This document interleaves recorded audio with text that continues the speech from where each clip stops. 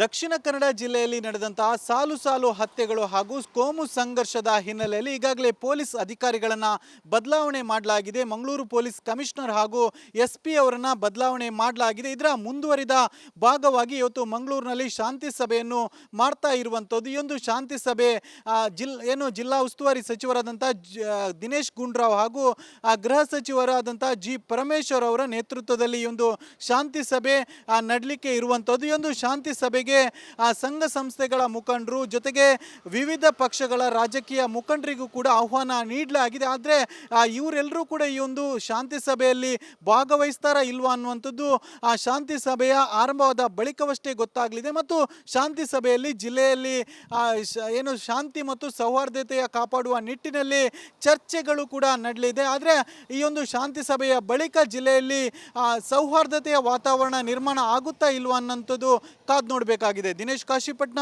Republic Kannada, Mangaluru.